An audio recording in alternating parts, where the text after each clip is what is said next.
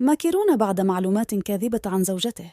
سنلجأ إلى القانون الرئيسي الفرنسي يرد على إشاعات طاولت زوجته بأنها متحولة جنسياً بقوله: إن مواقع التواصل لا تزال تفتقر إلى ضوابط دان الرئيس الفرنسي إيمانويل ماكرون الجمعة المعلومات الكاذبة والسيناريوهات الملفقة، في إشارة إلى إشاعات على مواقع التواصل الاجتماعي مفادها أن زوجته متحولة جنسياً.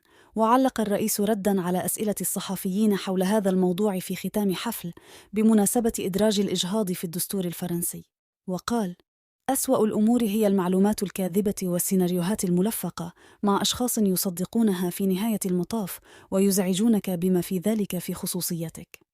منذ عام 2017 وانتخاب إيمانويل ماكرون، انتشرت نظريات المؤامرة بانتظام على شبكات التواصل الاجتماعي زاعمة أن بريجيت ماكرون، واسمها قبل الزواج ترونيو، هي في الواقع متحولة جنسياً واسمها الأول جان ميشال.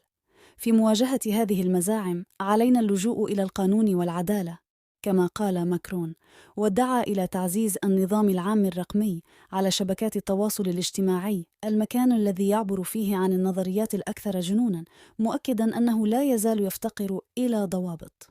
كما طاولت إشاعات رئيسة وزراء نيوزيلندا السابقة جاسيندا أرديرن والسيدة الأولى الأمريكية السابقة ميشيل أوباما، زاعمة بأن كل منهما ولدتا ذكراً.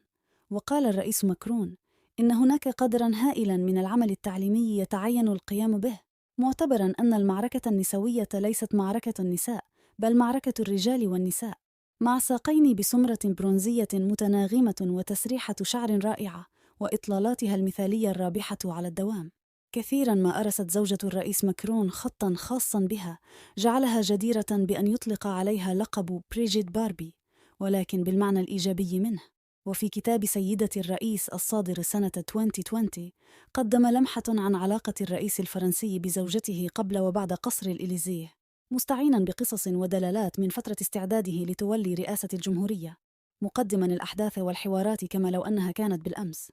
وركز الكتاب على لغة جسد الرئيس ماكرون التي تعكس تعلقه الشديد بزوجته بريجيت، التي استحدث لها منصب السيدة الأولى لأول مرة في فرنسا وسط معارضة شديدة. آنذاك سلط الكتاب الضوء على أدق التفاصيل، وأكثر تصرفاته عفوية الدالة في مضامينها على حاجته الدائمة إلى أن تكون زوجته دوماً إلى جانبه. ففي حين كان كثر يتسابقون أثناء اجتماعات الحملة الانتخابية الخاصة بترشحه للرئاسة على الجلوس قربه، كان يبادر هو ويخلع سترته ثم يضعها على أقرب كرسي له، حاجزاً إياه للمرأة التي لا يستطيع البقاء دونها.